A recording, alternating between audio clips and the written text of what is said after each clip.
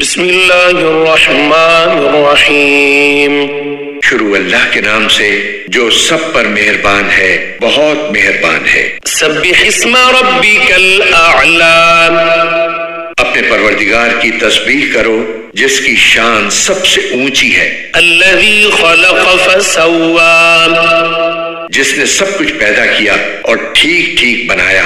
والذی قدر فہدی، اور جس نے ہر چیز کو ایک خاص انداز دیا پھر راستہ بتایا۔ والذی اخرج المرعی، اور جس نے سبز چارہ زمین سے نکالا فجعلہ غثاء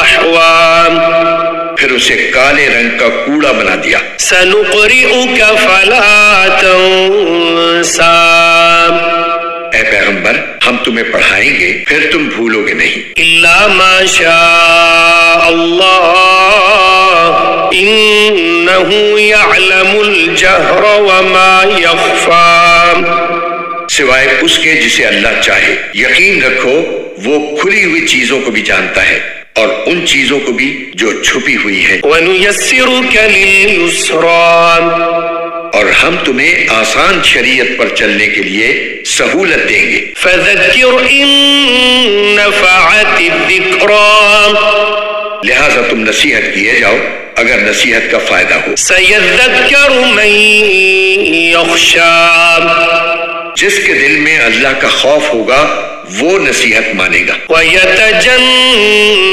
الْأَشْقَىٰ، اور اس سے دور وہ رہے گا جو بڑا بدبخت ہوگا۔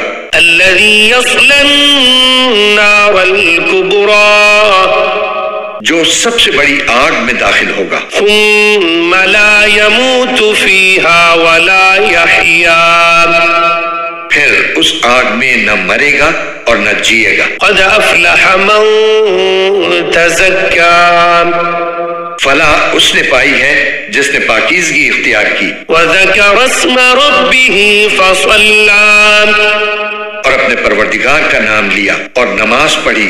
بَلْ تُؤْثِرُونَ الْحَيَاةَ الدُّنْيَا، لیکن تم لوگ دنیاوی زندگی کو مقدم رکھتے ہو، وَالْآخِرَةُ خَيْرٌ وَأَبْقَىٰ، حالانکہ آخرت کہیں زیادہ بہتر اور کہیں زیادہ پائیدار ہے۔ إِنَّ هَٰذَا لَفِي الصُّحُفِ الْأُولَىٰ، یہ بات یقیناً پچھلے آسمانی صحیفوں میں بھی درج ہے۔ صُحُفِ إِبْرَاهِيمَ وَمُوسَىٰ، ابراہیم اور موسیٰ کے صحیفوں میں۔